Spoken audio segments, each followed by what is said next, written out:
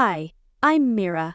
They threw parties without me, erased my name from family records, and told people I'd moved on. But what they really did was steal everything I had helped them build behind my back until one forgotten clause, one paper trail flipped the silence into power. The betrayal cut deeper than any knife, knowing they'd planned it all while smiling to my face. Ever been betrayed by the people you loved the most and had to choose between justice or peace? Before we dive in, what time are you watching this and where from? Let us know in the comments. I read everyone. It was a Sunday in late fall when I found out my family had thrown a party without me. I was coming back from a client site south of Phoenix when I drove past my parents' house on Cactus Bloom Lane. Balloons fluttered in the breeze, cars lined both sides of the curb, and a professionally printed banner read, "Celebrating our pillar. Selena's 10 years leading Carson Logistics." Selena, not our parents, not the family, just her. The sight of her name alone felt like a public declaration that I was nothing to them. I parked 2 houses down and sat still behind the wheel. I didn't know what stung more, the fact that I hadn't been invited or the fact that I wasn't surprised. Growing up, I used to believe things would balance out, that hard work would be noticed, that if I just kept showing up, helping, making the right choices, I'd matter. But lately, being invisible wasn't just a phase, it felt intentional. I drove away before someone spotted me. At home, I pulled out a plastic bin of old keepsakes I'd been meaning to organize. It was mostly yellowed report cards, faded ticket stubs, a friendship bracelet from 3rd grade. But near the bottom, I found the silver hairpin. It was engraved with a single letter, M. My mother gave it to me for my 17th birthday. She'd said, "As long as you wear it, I'll always see you as strong." Now, those words felt like a cruel lie, mocking the trust I'd placed in her. At the time, it made me feel like I mattered, that she saw me. Now, I wasn't so sure. I put it back in its velvet pouch and slid it under some winter sweaters, not ready to decide what to do with that yet. That night, while reheating leftover chili, my phone buzzed. Unknown number. I almost let it go to voicemail, but something in me said to answer. "Mira," a male voice said. "This is Leonard Walsh. I was your parents' estate planner. I'm sorry to call out of the blue, but I've been meaning to follow up on the trust transition paperwork." "You never returned your copy?" I frowned. "What paperwork?" There was a pause. "It was sent 6 months ago. Certified mail to your apartment address in Tempe." "I never received anything," I said. "Would you have a moment to meet in person?" He asked. "I think we need to review a few things together." The next morning, I went to the post office. The clerk checked the forwarding history on my mailbox. Apparently, my name had been temporarily removed due to a change of service forms signed digitally by my sister. "I'm sorry," the woman said. "It says the address was updated to Selena Carson's name only." The realization that Selena had deliberately cut me off from their plans hit like a slap.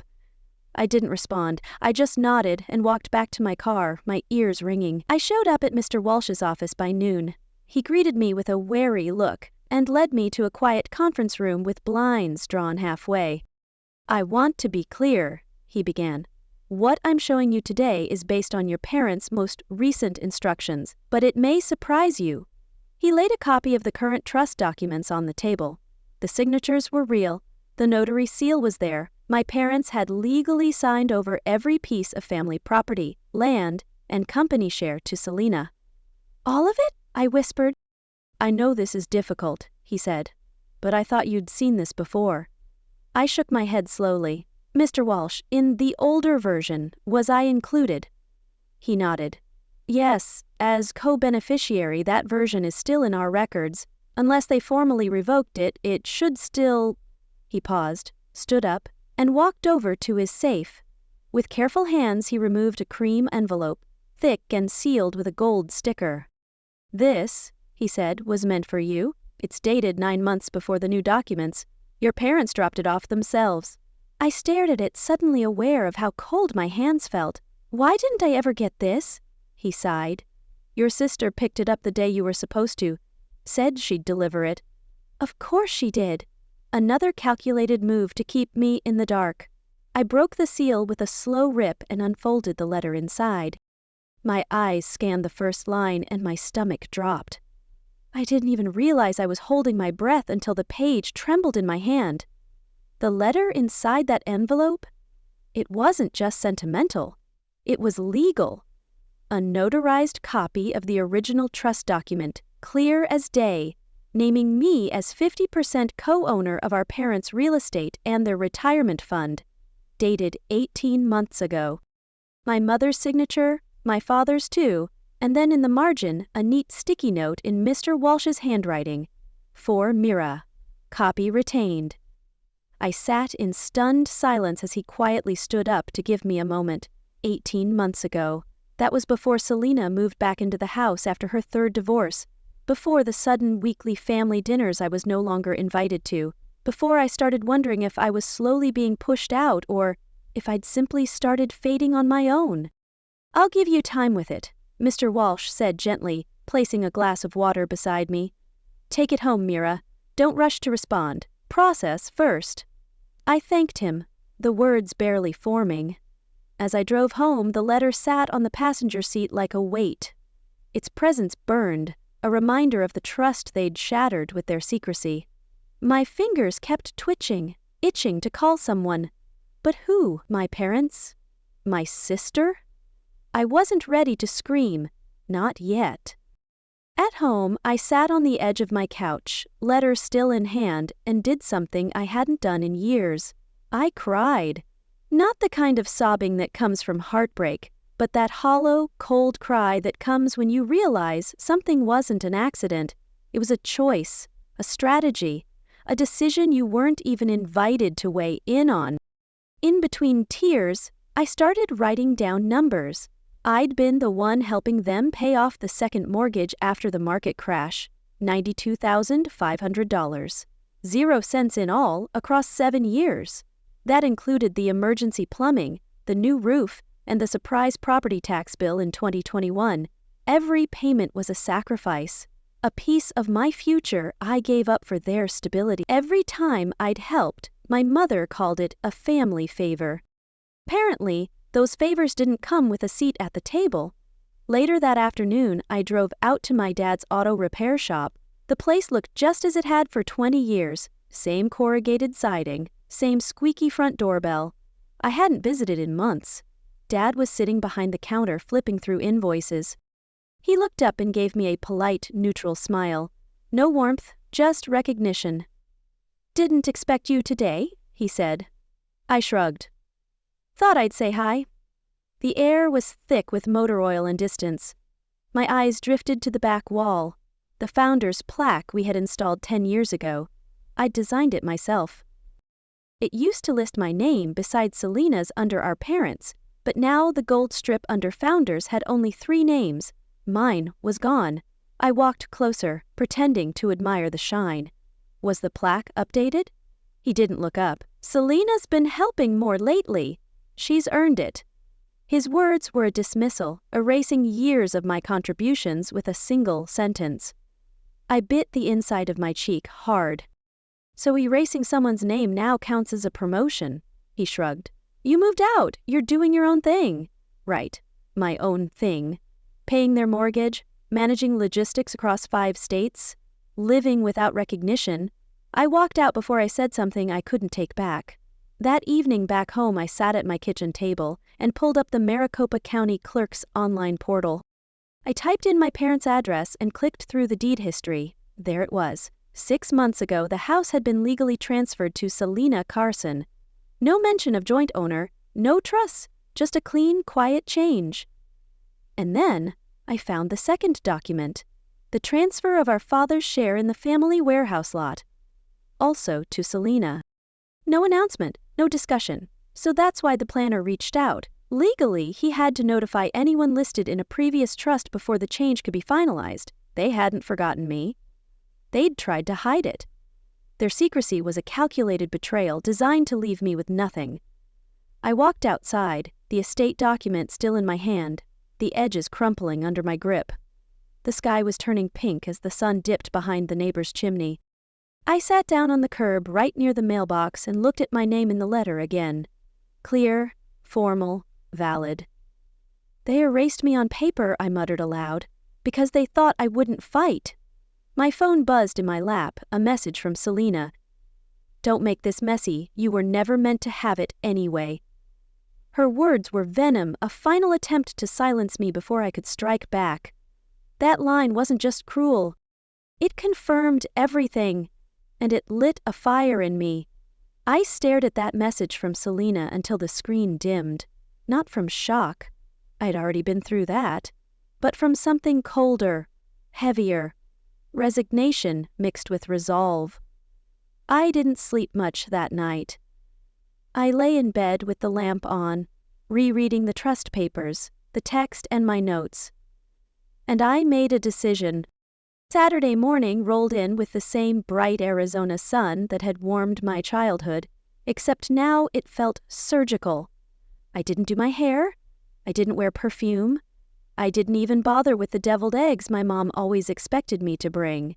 Instead, I picked up a store-bought pie and a bottle of cheap red wine. No handwritten note, no love baked in, just enough to fulfill the unspoken requirement of, bring something. Their driveway was already packed by the time I pulled up. A few of the church friends I recognized were milling about in pastel cardigans and floral blouses, chatting with Selena near the door. She looked like she'd stepped out of a Southern lifestyle magazine, hair curled, dress fitted, laughter just loud enough to command attention. I waited until the conversation shifted before approaching. Selena turned, smiled tightly. "Oh, you made it," I nodded, handing her the pie. "Store was out of your favorite, so I improvised." She took it with a manicured hand, eyes flicking to my outfit. Plain slacks and a navy blouse. Nothing to critique, nothing to praise, neutral. Inside, the house smelled like garlic rolls and rose air freshener, familiar but sterile. My mother was in the kitchen directing a teenager I didn't know around the serving trays, probably a church volunteer. She saw me and clasped her hands together. "It's so nice to have both my girls here," she cooed, eyes lingering on Selena. "Especially the one who's been here through thick and thin." Her words were a subtle jab, elevating Selena while diminishing me in front of everyone.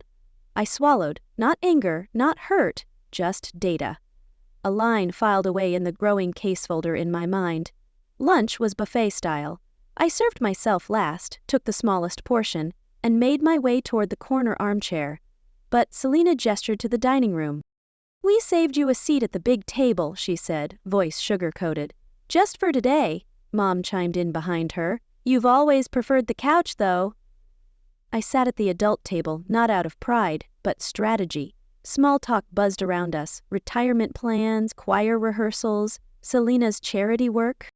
And then, with a clink of her glass, she stood. "I just wanted to thank everyone for supporting my new initiative," she said, beaming.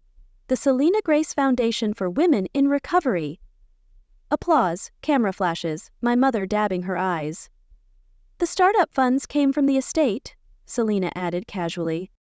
"My parents believe in what I'm doing, and I'm honored to carry the family legacy forward." Her smug tone made it clear she thought she'd already won, parading my stolen inheritance as her triumph.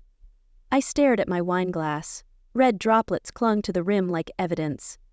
That money, part of it was mine, or was supposed to be. After lunch, I began gathering dishes like I always had. My hands moved on autopilot, collecting forks, stacking plates. But just as I reached for the last glass, my father appeared beside me. "Don't worry about it, Selena's got it now." Like I was an intern whose contract had ended. "Of course she does," I said softly. As I turned, Selena leaned in, breath warm against my ear. "You're lucky I let you come today." Her whisper was a venomous taunt, daring me to challenge her victory. That was it. I needed to breathe. I needed space. I excused myself and headed down the hallway to the guest bathroom, the one I'd painted for them 7 years ago during Mom's recovery. Still smelled like lavender sachets and pine saw. I locked the door and stared at myself in the mirror. The woman staring back looked tired, not from age, but from effort. Unnoticed. Flashes came, images, not memories. The time I sold my vintage camera collection to cover Selena's DUI attorney. The Christmas I skipped Hawaii because Dad needed new tires. The way Mom had cried when I gave her a used Honda after her surgery, and how she'd told everyone at church it was Selena's idea. I opened the cabinet to grab tissue and noticed a thick envelope tucked between old coupons and expired Tylenol. My gut clenched. I pulled it out. It was an invitation, cream card stock with gold edges. Founders Dinner honoring Selena Grace Carson as sole legacy bearer of the Carson family vision. The date? Next month. I sat on the toilet lid, reading it again. They were throwing a banquet on family funds to celebrate rewriting history, to toast her for stealing what I'd built. And they weren't even subtle anymore. I flushed the toilet without using it, washed my hands slowly, and opened the door. Selena stood in the hall, chatting with someone about guest lists and chicken or beef. I walked right past her. No pause, no confrontation, just a whisper. I hope you enjoy the last meal, where no one questions your lies. My words were a quiet promise that her reign was about to end. I didn't wait for a reaction. I didn't need it because I wasn't going to scream. I wasn't going to cry. But I was going to change everything, one document at a time. The next morning came with no alarm. I was already awake. I had barely slept, but I didn't feel tired, just focused.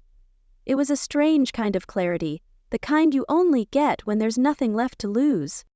I called in a personal day from work, telling my project manager I needed to handle some family paperwork.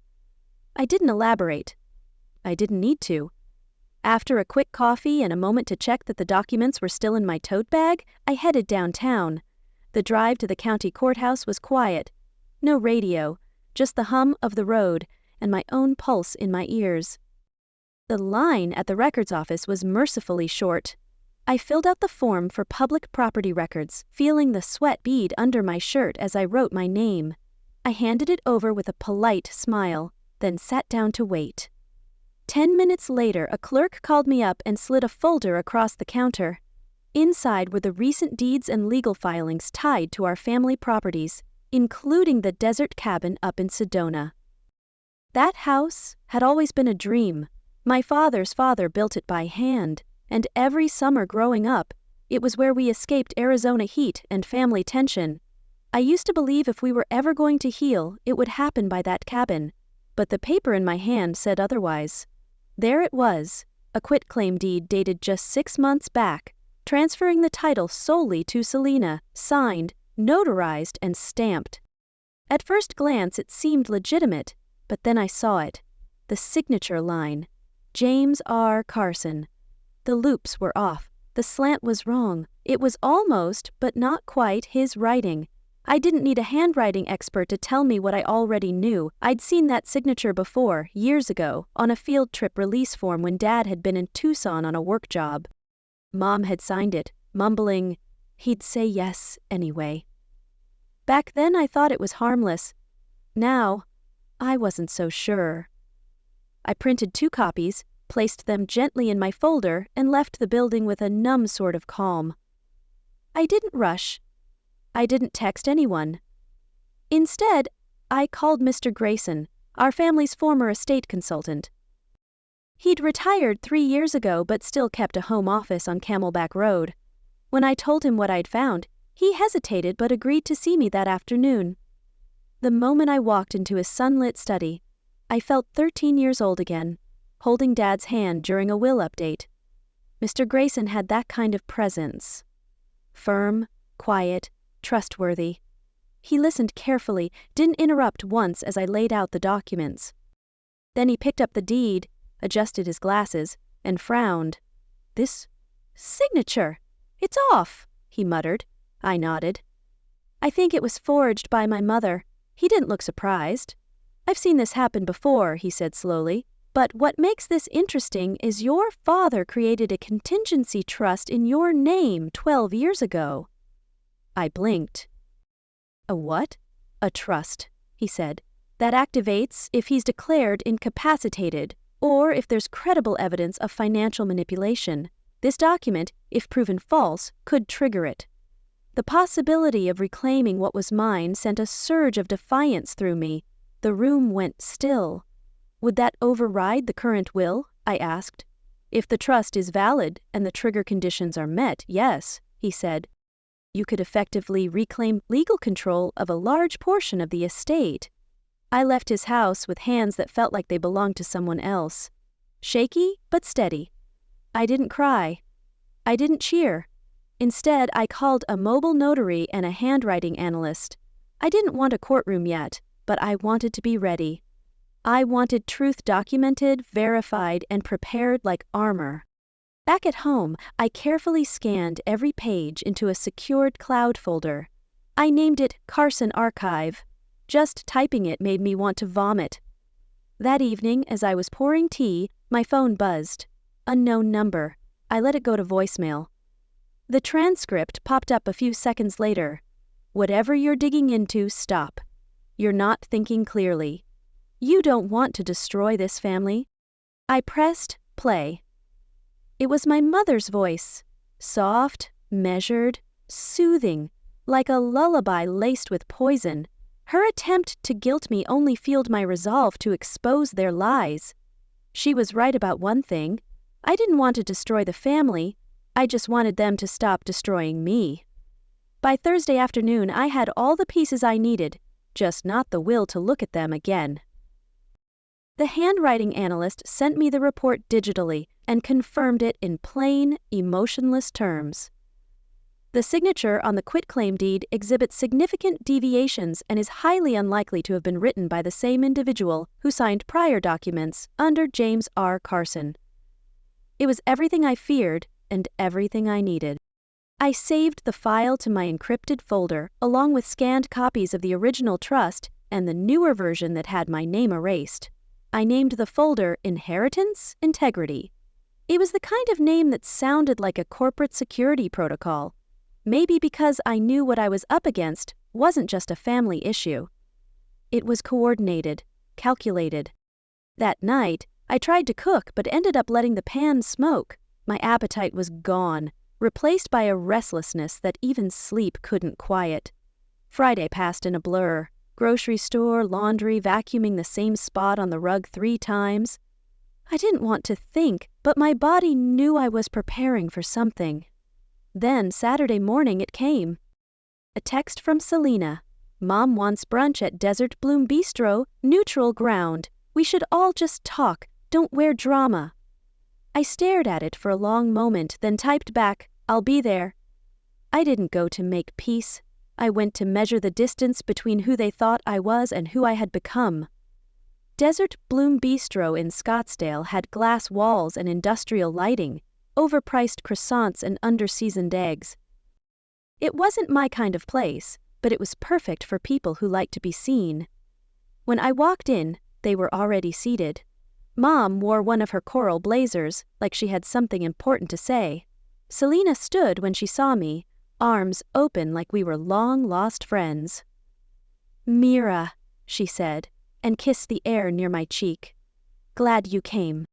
I gave a half-smile and sat down. The server brought mimosas. I declined.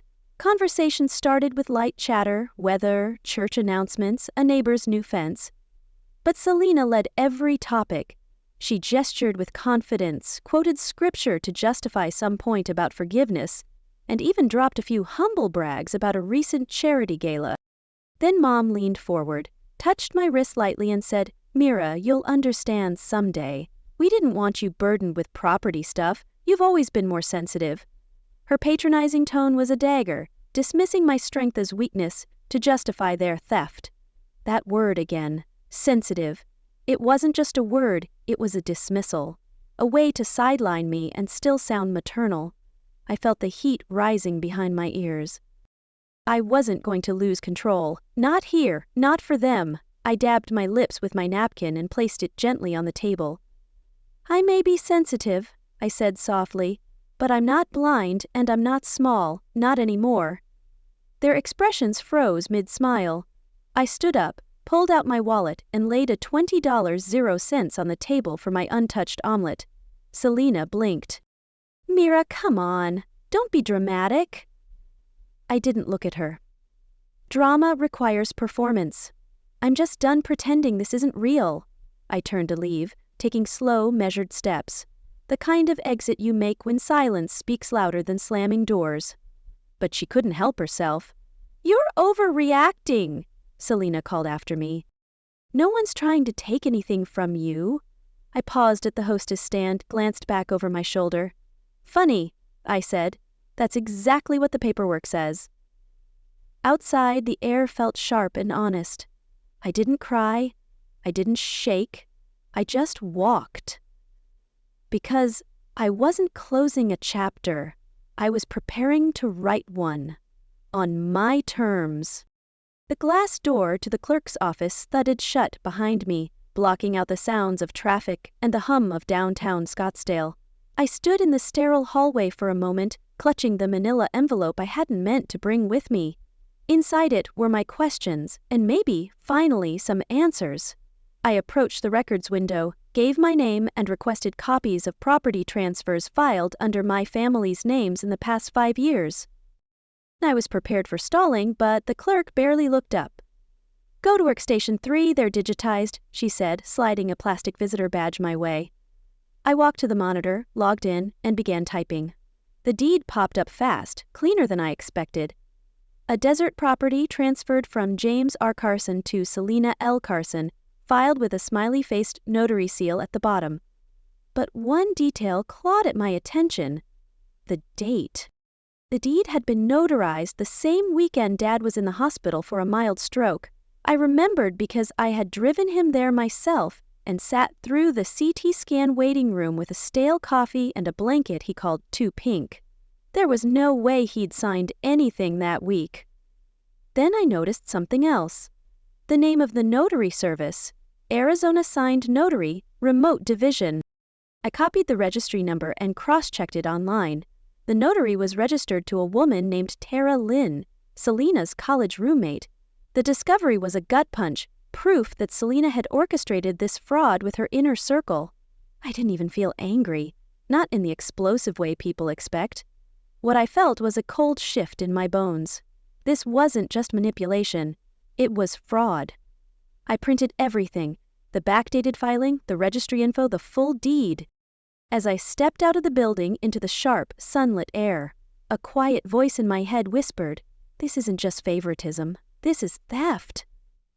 I drove straight home. It was late afternoon when I sat at my desk and unlocked the fireproof box under my bed. Inside was the old living trust document, the one Dad had asked me to store back when things were simpler. I opened it. In the event of parental retirement or death, it read in crisp typeface, "All properties and assets are to pass to Mira K. Hayes, sole daughter and legal heir." My breath caught. I blinked, making sure I hadn't imagined it. Below the sentence was his signature. Dad's real one, not the neat, sterile scrawl on the desert deed. This was the wide, swooping J, the deliberate R, the funny loop in the C of Carson, that he always joked looked like a 6. I stared at it for a long time, not out of doubt, but out of grief. It felt like hearing him again, like that time when I was 17, sitting on the back porch, sobbing because I didn't get into the college I wanted. And he whispered, "One day, everything will be yours. Not because you asked for it, but because you've earned it." His promise was a lifeline, now tainted by their betrayal. I'd forgotten how solid that promise once felt until now. I placed the old trust next to the forged deed and pulled up a new folder on my computer. This time I labeled it Active Case Hayes.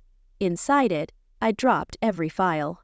The original trust, the forged quitclaim deed, Tara-Lynn's registry record, screenshots of text messages from Selena, bank transactions for mortgage payments I'd covered, voice recordings I'd quietly saved of my mom discussing Selena's sacrifice.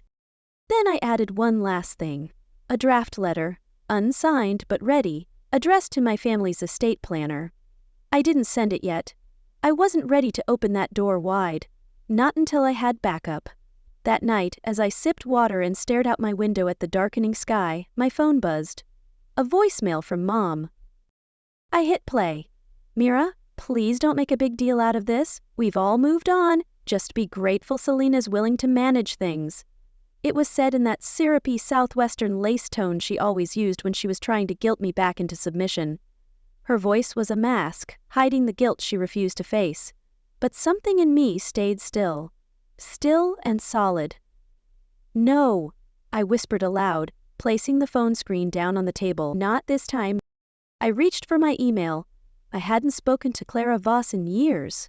Not since we'd worked on that community housing initiative together. But I remembered her steel spine, her calm fire, and the way she made a county clerk backtrack on a missing document with one phone call. In the subject line, I typed, "Client name Mira Hayes, breach of trust and property fraud inquiry," and I hit send. I spent the entire night preparing, not just documents, but myself. My black folder lay open on the kitchen table, every page placed in order like ammunition for a silent war. I didn't pace, I didn't cry, I reviewed, read, reread. Then I packed it up, zipped the case, and ironed my blouse until it held no wrinkles, just like my tone would, just like my resolve already did. By noon, I was in my car, pulling up to the driveway of the house I used to call home. The magnolia tree still leaned right just slightly, like it was bowing toward the sidewalk. I noticed that the wind chime Mom loved so much had been replaced with a new one. Shinier, crisper sounding, made of crystal instead of copper. Like they decided to start fresh without me. I parked slowly, no honk, no rush. My steps across the driveway were measured, heels firm against the cement. And when I rang the bell, it was Selena who opened the door, already smiling like she'd won. She wore white, not cream, not ivory. White, like this was some kind of coronation. "Glad you could make it," she said sweetly, stepping forward. "We're all waiting in the den." I said nothing. Inside, the room was staged like a tribunal. Dad sat in his usual leather recliner, arms crossed like this was a minor dispute he'd have to referee. Mom stood by a chair, her face pressed like she was leading a book club, not facilitating a betrayal. And there, on a side table, lay a folder. Not mine.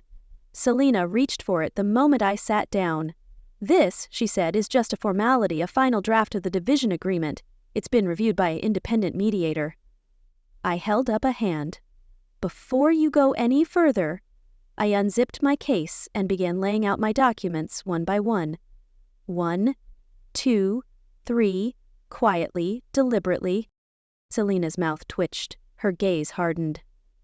"This is the original living trust," I said, "dated 5 years ago with both my parents' signatures." Silence. Mom shifted. Dad looked older, somehow smaller.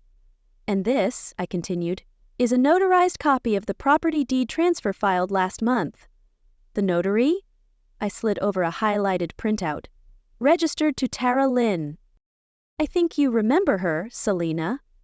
No one spoke. "And this letter," I said, placing the final page flat on the table, "is from my attorney, confirming that these transactions, every single one, can be contested and that fraud, especially involving forged signatures, is grounds for civil and criminal action." Selena's eyes narrowed. "You're bluffing." I didn't flinch. "Then take me to court," she scoffed, tossing her hair back. "You're vindictive, Mira. You always have been. You ran off to college and came back thinking you were smarter than us." I tilted my head slightly. "I came back because no one else was willing to remind you that I didn't need your permission to exist." Her accusation was a desperate attempt to rewrite the narrative, but I was done letting her control the story. My voice didn't rise, but it cut. Mom gasped, not in shock but dread. She clutched Dad's hand. He didn't respond. "You never said you didn't want the estate," she said softly. "You were too sensitive. We thought Selena could handle things more discreetly," I corrected her, more obediently. The room stilled. Just then the phone buzzed. I clicked it on speaker. Clara's voice poured into the silence, calm as a desert night. "This is Attorney Clara Voss. If we don't have confirmation of mutual resolution by Monday noon, we will proceed with a formal petition for injunction and review of all assets in question. I trust that's clear." No one responded. I stood. My palms weren't sweating, my knees held strong. I had rehearsed every step of this moment. But I didn't need to fake it anymore. As I turned to leave, my eyes caught something on the mantel behind me, a family photo, that old family trip to San Diego. The photo inside showed only 3 people, Mom, Dad, and Selena. But I remembered that day. I was there. I took the picture. I had set up the timer, propped the camera on a cooler, and ran into frame. I reached for the frame and popped it open. Behind the cropped image, the real photo remained, folded and hidden. There I was, right there between them, grinning, arm around Dad's shoulder, smiling with the sun in my eyes. They hadn't erased me completely, just tried. I refolded it gently and put it in my bag. What they had tried to bury, the truth had quietly protected, and as I walked out, the only sound behind me was the tap of my heels on the tile floor. No voices, no protests, no more lies. The morning air outside the courthouse was unnaturally calm, like the world itself was holding its breath.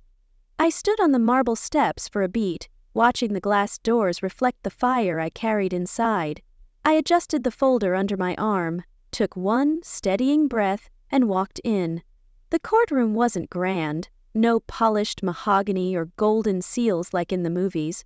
It was beige, bland, almost clinical, but, for me, it might as well have been a battlefield. My parents were already seated, dressed in muted grays that tried to say, "We're just family." Selena sat poised in a tailored navy dress like she was running a board meeting.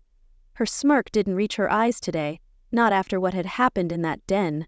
Her composure was cracking, and I could see the fear beneath her facade. I took my seat beside Clara, who gave me a quick nod without looking away from her stack of prepared filings. Calm, precise. Every word from her was like a scalpel. Precise, intentional, and designed to expose what lay beneath. The bailiff called the session to order. When the judge entered, even Selena's posture stiffened. She wasn't smiling anymore, and then it began. After formalities, the judge turned to Clara. "You may proceed with your opening summary." Clara stood and, without preamble, played the audio recording. My heart thudded like a slow drum in my chest. The sound came through the courtroom speakers, slightly muffled but unmistakable. Selena's voice laughing, then Mom's chiming in. Dad's quieter but still there, manipulated the dumb youngest one. She won't check. She just wants to be loved. The silence that followed was the kind that wraps around your throat. You could almost hear people blinking. The judge leaned forward. "This recording has been verified?" Clara nodded. "Yes, Your Honor." Time-stamped, authenticated, and obtained legally by a third party who was present in the household at the time of the recording. Selena shot to her feet. "That's taken out of context." "Sit down, Miss Carson," the judge said sharply.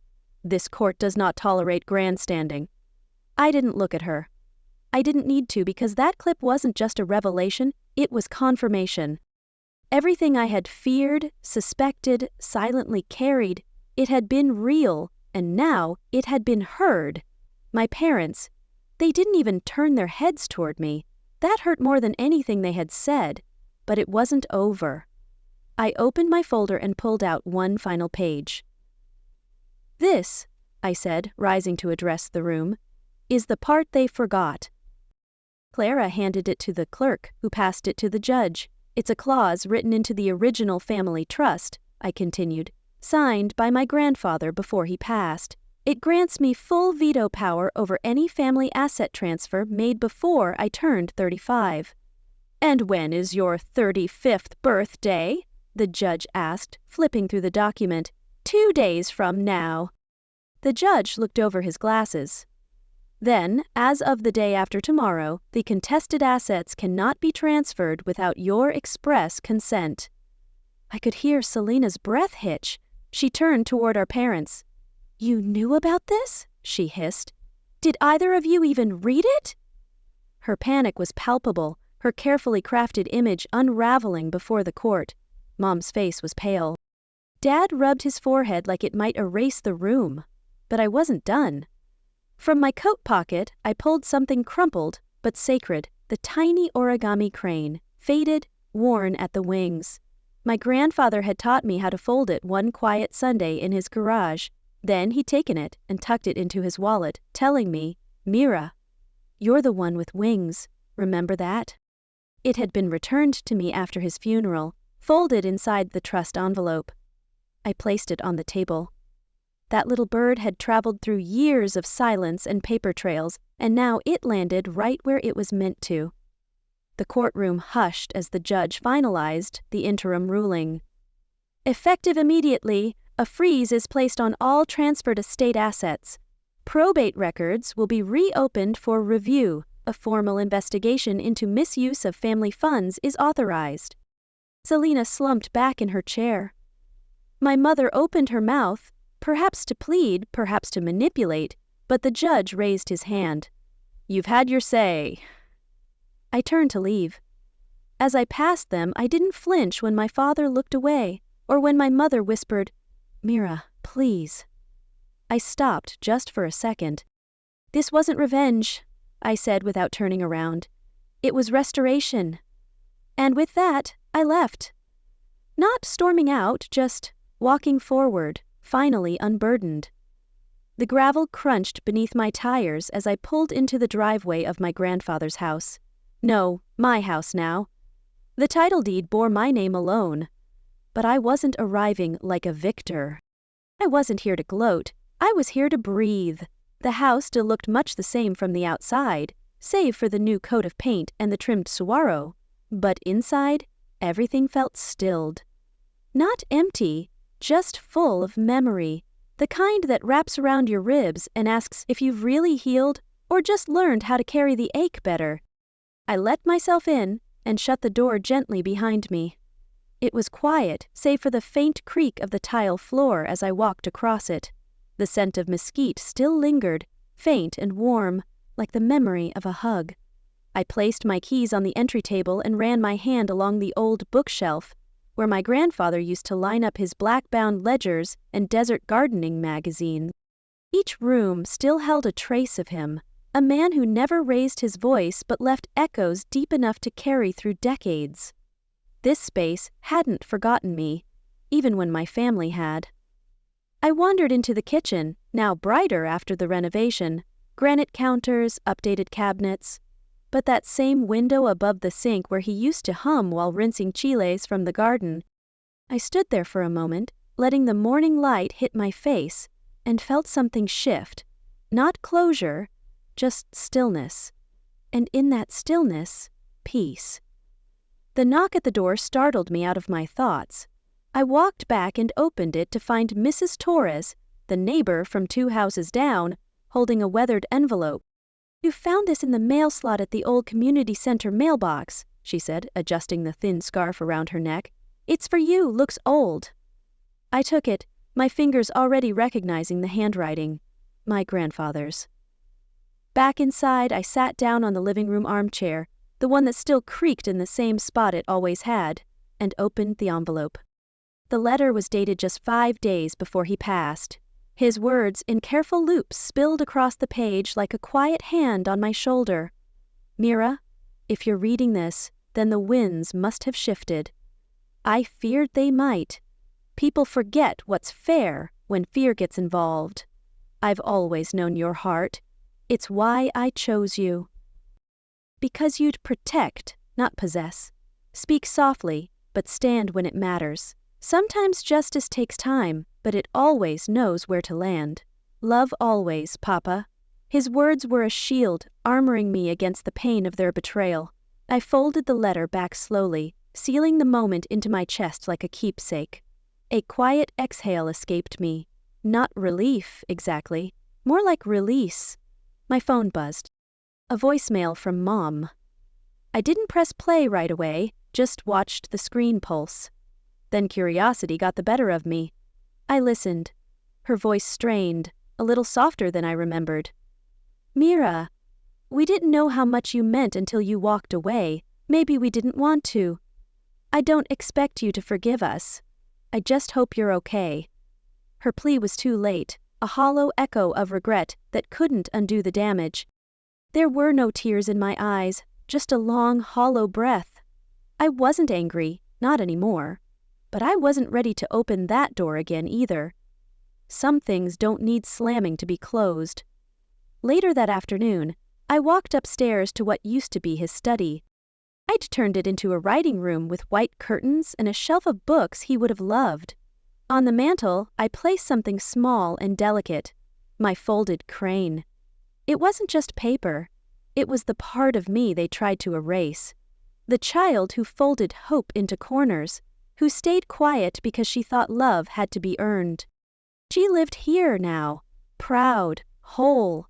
I didn't burn bridges, but I wasn't rebuilding them either. Down the street, a group of kids raced past the gate, laughing. One girl, maybe 11, chased a paper bird twirling in the breeze.